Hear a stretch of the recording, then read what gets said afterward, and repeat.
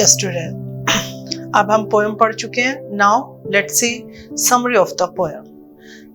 A house and a home are not the same thing. जो house है और home है are not the same thing, यानी कि दोनों एक चीज नहीं है, क्योंकि जैसे कि हमने पोएम के शुरू में भी पढ़ा था कि दोनों में डिफरेंस है। They differ in many ways, यानी कि मैनी मीन्स कई तरीकों से, डिफर अलग है। जो हाउस और होम है कई तरीकों से डिफर है, यानी कि एक दूसरे से अलग है।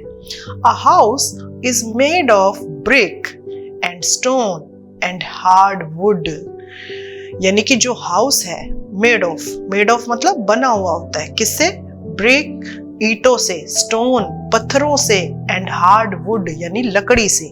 यानी कि हाउस को बनाने के लिए हमें लकड़ी चाहिए, स्टोन चाहिए, ईंटें चाहिए। इट इंक्लूड्स, और इसमें और क्या इंक्लूड मीन्स शामिल होता है, यानी कि हमें और क्या चाहिए होता है? ग्लास विंडोज, यानी कि ग्लास यानी कि कांच की खिड़कियां होती हैं।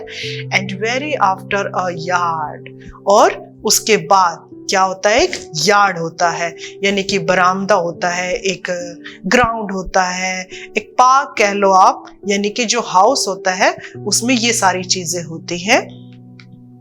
But it is a lifeless structure, यानी कि जो हाउस होता है वो क्या होता है? लाइफलेस, यानी कि जीवित नहीं है, यानी कि अजीवित है। लाइफलेस, कोई लाइफ नहीं है, यानी कि जो हाउस है वो क्या है? एक लाइफलेस स्ट्रक्चर है, क्योंकि इसमें क्या है? ईंटें हैं, पत्थर हैं, दीवारें हैं, लकड़ियां हैं, विंडो हैं, खिड़कियां हैं, दरवाजे हैं, मैदान हैं। तो इन सब चीजों की तो लाइफ नहीं होती ना, तो इसीलिए जो हाउस है वो क्या है? It is a lifeless structure. लेकिन अब देखिए, अब होम क्या है? A home is a living unit. लेकिन जो होम होता है वो क्या है? एक लिविंग यूनिट, यानी कि उसको हम जीती जागती चीज मानते हैं। क्यों? अब किस लिए हम उसको लिविंग यूनिट बोल रहे हैं? देखिए, it means a family, a set of members. क्यों?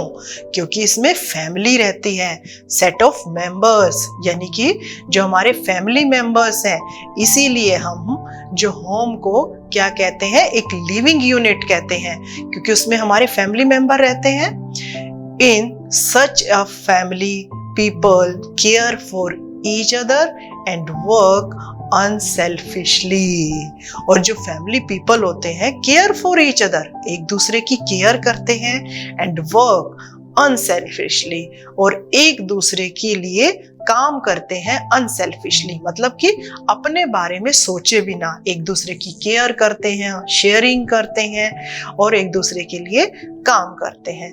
तो it is the difference between a house and a home. तो ये पोएम जो है हमें क्या बता रही है कि एक हाउस में और एक होम में क्या डिफरेंस है। हाउस जैसा कि आपको पिक्चर में दिखाई दे रहा है ना, खिड़की, दीवारें, ग्राउंड, जो मैदान है, और ये छत, रूफ, ये सब क्या है?